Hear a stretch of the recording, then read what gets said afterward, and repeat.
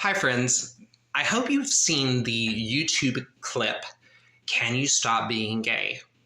I'm going to go ahead and do a mini series where I reply to each of the individuals that were inside of the Jubilee set that were former LGBTQ and also LGBTQ team. I've seen all of their commentaries that they've done so far as a general team focus, and I've also heard commentary outside of both of them, and I've made my own commentary, which you can see on YouTube. There's only one person that I will refuse to talk to, and that is Brandon. I'll make a video about him specifically and why I believe that he's actually spreading misinformation and he promotes a therapy that is harmful, that I have been outspoken. I've gone on to report him specifically. I will absolutely go head to head, and I believe that several people have been harmed by his ideology. But let's get into it. Of the first of the videos that I'm going to give, my video goes out to Abigail. Now, if you don't know Abigail, they are a social media influencer. They do drag and all sorts of stuff, and they have a lot to offer the community. Let's get into her story and the things going on and some points that I pulled from Jubilee. So the very first thing, I have to address this. The lack of people to consider the fact that you're standing in the room and that you deal with a medical condition, that you have been changed and impacted, and that you bring a legitimate experience to the table, and that you don't bring a religious experience. I'm really appreciative as somebody who is religious that you did that. I don't think that they were correct. I think that when people call people demons, it's spiritual abuse. And there's a lot of content that I would actually encourage you to look at. I would encourage you to look up the book Counterfeit Kingdom, where it talks about religious abuse, and I believe that that person whom had done that to you, I can't remember their name, but I'll be making a video on them in a little bit that you can find on my YouTube and likes, is not accountable to sound doctrine or religion. And I think that's very credible. I want to go over a couple points that I thought were interesting, and I did kind of want to know a little bit more about your religious background just to better understand your story. So if you have any information or find my videos, drop some information on that. I'm just curious in general, just to know a little bit more about you and kind of your story. So I had never seen you before and don't know much about you until Jubilee, and that was my first time coming across you. Abigail made this really strong statement that is true.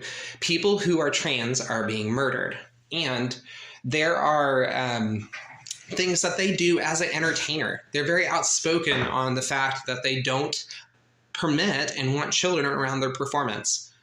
Because of all the things going on, I think that we should listen to her. I think it's an adequate point, and I think it needs to be listened to. I also support her stance when she says sex is an age thing. I think my parents growing up didn't teach me anything about sex because they didn't know how to convey it. And so I was left to discover things that led me into discovery on the internet, porn, all sorts of stuff in between. So I really support that point that Abigail makes. I think that's a wonderful thing for Abigail to share, that their experience of experimentation is rooted in the fact that they simply just didn't know what they were experiencing or what they felt. I do think it's interesting that they talk about bisexuality. So that conversation was really brought into the conversation in light.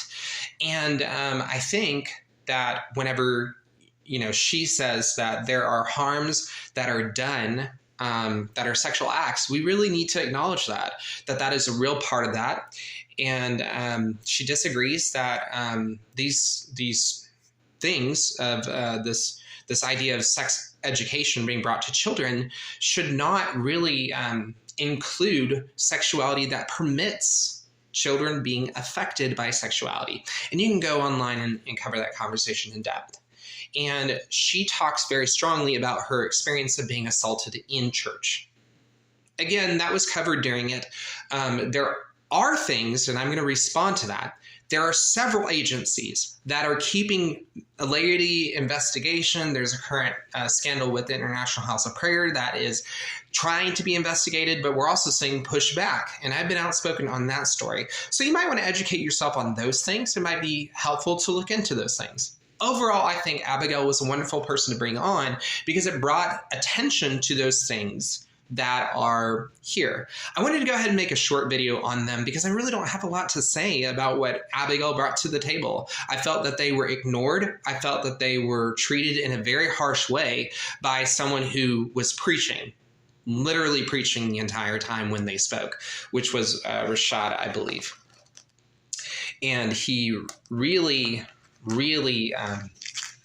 said some things that I disagree. I think his behavior was not consistent with respect, and I think he crossed lines. So that's my reaction to Abigail based on both what they had said inside of their team recap and the film, and watching a third review. So I hope that you'd find that encouraging. That's just my take as someone who is ex-gay and also a queer man, who I do articles and I do journalism on this content. So hopefully you like what I said, and if you do, and if you find it encouraging or you have any comments, let me know. I'd love to hear from you.